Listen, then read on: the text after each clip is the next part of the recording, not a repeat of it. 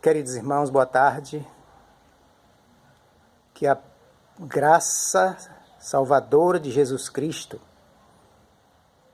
e a sua paz, que tranquiliza os nossos corações, estejam conosco nessa oportunidade. Estamos vivendo um momento em que não poderíamos falar algo sem nos referirmos ao momento que estamos vivendo. A nossa palavra nessa tarde é baseada no livro de Mateus, no capítulo 24. E nós temos como um tema nessa tarde, quando tudo passar. Mas antes de ler o texto, eu gostaria de parabenizar os irmãos que estão orando pela igreja, mesmo em suas casas, orando pelos enfermos, orando uns pelos outros, porque na verdade esse é um tempo de reflexão. É um tempo em que as pessoas estão em casa, mas estão com seus pensamentos voltados para Deus, porque Ele é o nosso socorro. Nós não encontraremos socorro em outro a não ser em Deus. O tempo é difícil, as pessoas assustadas, e precisamos de resposta. Só que essa resposta nós só encontraremos na palavra de Deus. A pergunta no momento do mundo inteiro é a seguinte: como será o mundo depois de tudo isso? As pessoas com medo umas das outras, as pessoas com medo da morte, as pessoas com medo do desemprego, com medo de perder aquilo que conquistou com tanto esforço. Andamos mascarados, pouca conversa, nos assemelhamos a seres de outro planeta. Os profissionais de saúde encapsulados como se fossem verdadeiros astronautas. E assim tem sido o mundo atual, o tempo que nós estamos vivendo. Mas há uma esperança. O importante de tudo isso é que existe no coração dos fiéis uma luz no fundo do túnel. Existe no coração dos fiéis uma esperança. Nós vamos nesse momento fazer a leitura do texto que encontra-se em Mateus capítulo 24, a partir do versículo 1.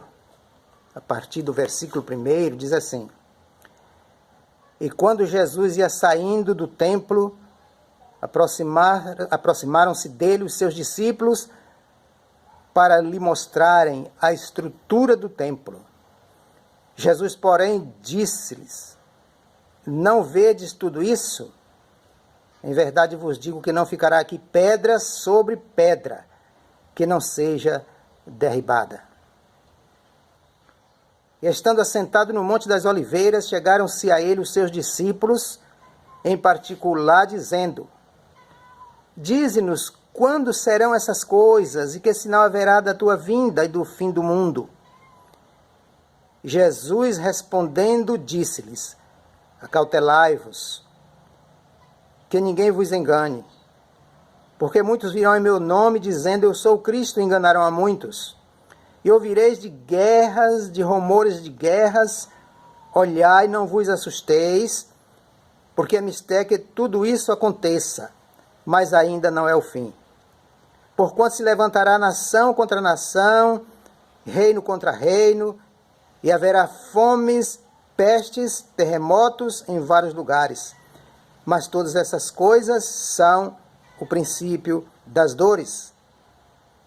Então vos hão de entregar para serdes atormentados e matar-vos-ão, e sereis odiados de todas as gentes por causa do meu nome.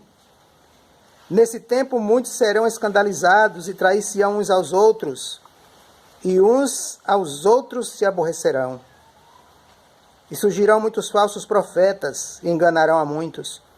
E por se multiplicar a iniquidade, o amor de muitos esfriará. Mas aquele que perseverar até o fim será salvo. Mais adiante, ainda no capítulo 24, no versículo 34 e 35, ele conclui dizendo assim: em verdade vos digo, que não passará essa geração sem que todas essas coisas aconteçam. O céu e a terra passarão, mas as minhas palavras não hão de passar. Vamos pedir orientação a Deus? Vamos orar, vamos falar com Deus. Pai querido, Deus eterno, Deus de misericórdia. Pai, a nossa oração tem sido em favor do mundo, em favor das almas que não conhecem o Senhor e estão perecendo sem o conhecimento da palavra. Pai, nós queremos pedir ao Senhor que continue abençoando teus filhos, abençoando o teu povo, Pai. Abençoa a igreja na terra. E que esse tempo, meu Pai, seja um tempo de reflexão. Um tempo onde nós estaremos com os nossos pensamentos voltados para os céus. Pai, obrigado pelo teu cuidado. Nos dê a tua bênção, nos dê sabedoria, direção na palavra. Nós pedimos agradecidos em nome de Jesus. Amém.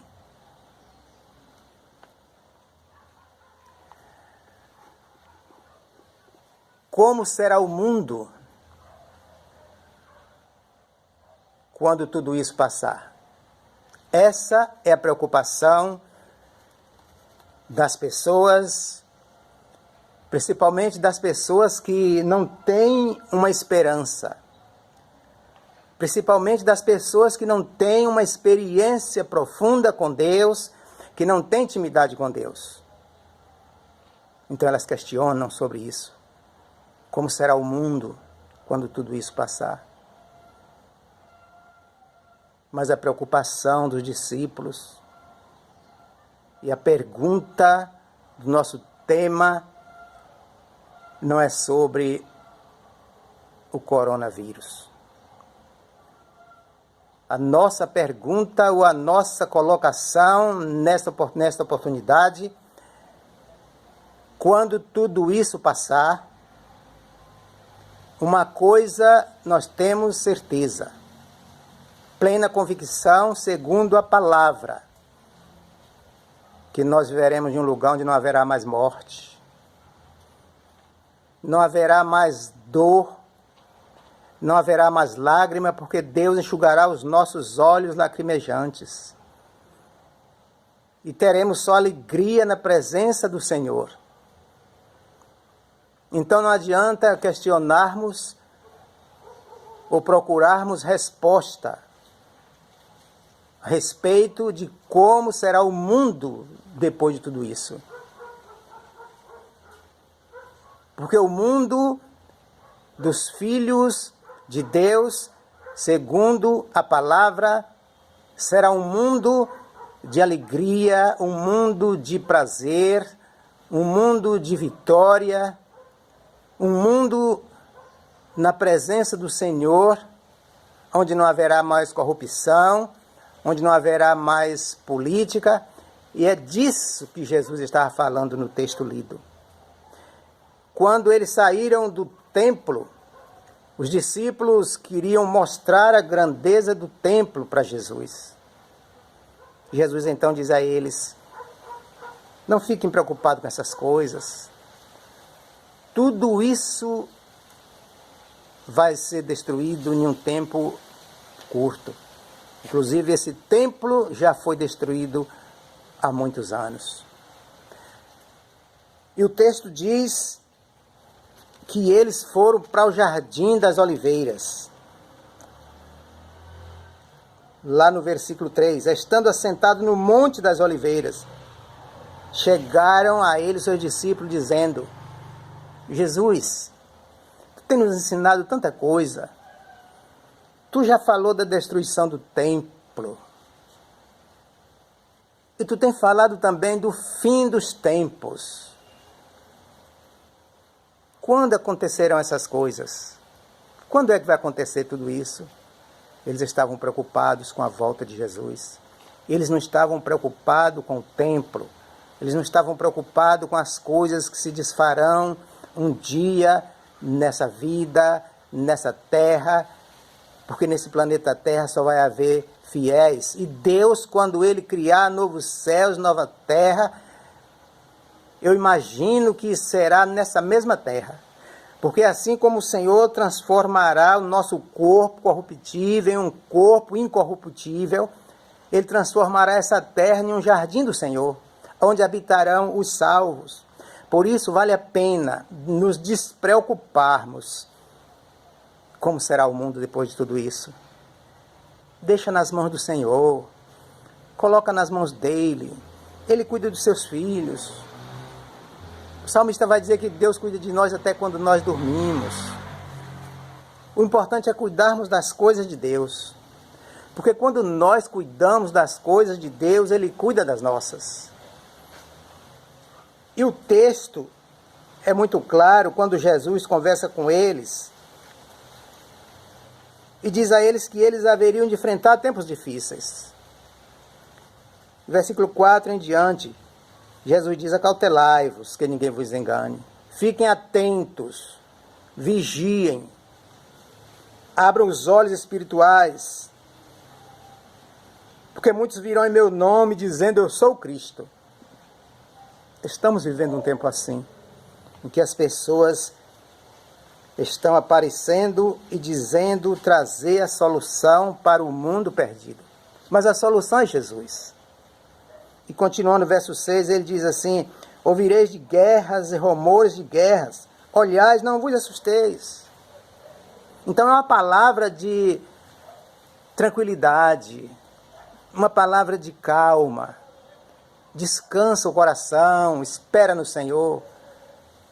Nesse tempo em que as pessoas estão andando assustadas, nesse tempo em que as pessoas não estão se cumprimentando, nesse tempo em que as pessoas não estão podendo dar um abraço, um aperto de mão umas nas outras, nesse tempo em que as pessoas estão se distanciando umas das outras, assustadas umas com as outras, ele diz assim: não vos assusteis. É mistério que tudo isso aconteça, mas ainda não é o fim. Porque se levantará nação contra nação, reino contra reino, e haverá fome, peste, terremoto em vários lugares. Fome, peste, terremotos em vários lugares. Então, se vier a fome, é porque é a vontade permissiva de Deus. Se vier a peste, é porque é a vontade permissiva de Deus. Guerra é a vontade permissiva de Deus. Reino contra reino, nação contra nação. Nós temos visto muito isso. A nossa nação é uma nação que está vivendo em paz. Mas muitas nações por aí afora estão se destruindo, estão em pé de guerra. Muita fome, muita miséria no mundo. Então a Bíblia, ela se cumpre, irmãos. Paulo, quando escrevia a Timóteo, ele diz assim: virão tempos difíceis, onde os homens serão amantes de si mesmos, traidores, sem afeto, caluniadores, mais amigo do mal do que amigo do bem. Então não é novidade para os filhos de Deus um tempo de guerra, de fome, de peste ou praga, que eu creio que nós estamos vivendo um tempo de praga, um tempo de mortandade, um tempo onde as pessoas não têm a quem recorrer a não ser o Senhor, um tempo em que os líderes governamentais não têm encontrado saída.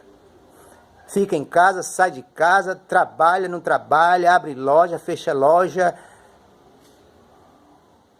A gente percebe a insegurança nos líderes. Mas os filhos de Deus estão sustentados no Senhor. Foi por isso que o salmista disse: ainda que eu andasse pelo vale da sombra da morte, não temeria mal algum, porque o Senhor está comigo, a sua vara e tua vara e teu cajado me consola. Ainda que andássemos pelo vale da sombra da morte, a orientação do Senhor, a orientação da palavra bíblica é que a gente descanse o coração. Aprenda a esperar com paciência no Senhor. Como Tiago diz,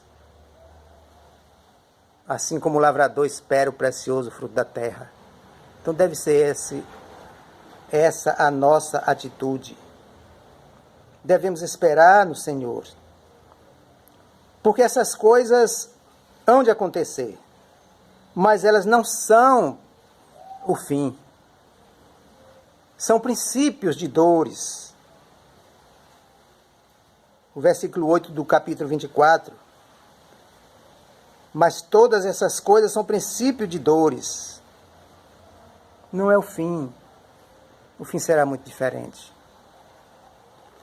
E quando você chega lá no texto, no final do texto lido, no versículo 34 e 35, em verdade vos digo que não passará esta geração sem que todas essas coisas aconteçam. Eu creio que nós estamos vivendo na geração do cristianismo. Então não passará essa geração sem que todas essas coisas aconteçam. E ele diz mais: o céu e a terra passarão, mas as minhas palavras não hão de passar. É uma palavra de Jesus. Mateus está escrevendo aquilo que Jesus falou. E muitas outras coisas Jesus falou e que não estão escritas. Porque lá em João diz que se fosse escrever tudo que Jesus fez, tudo que Jesus falou, o mundo inteiro não caberia tantos livros. Mas, irmãos, o nosso papel,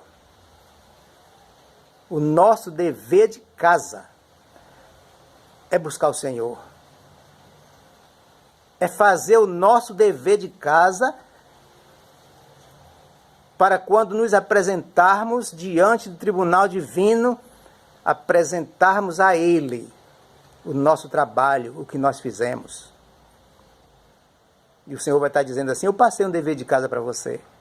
Você fez? Não, Senhor. Eu estava esperando ver o fim. Eu estava esperando ver o que é que ia acontecer. Não será essa a resposta correta. O Senhor precisa que os seus seguidores, seus filhos, que os seus fiéis estejam vivendo na dependência dEle.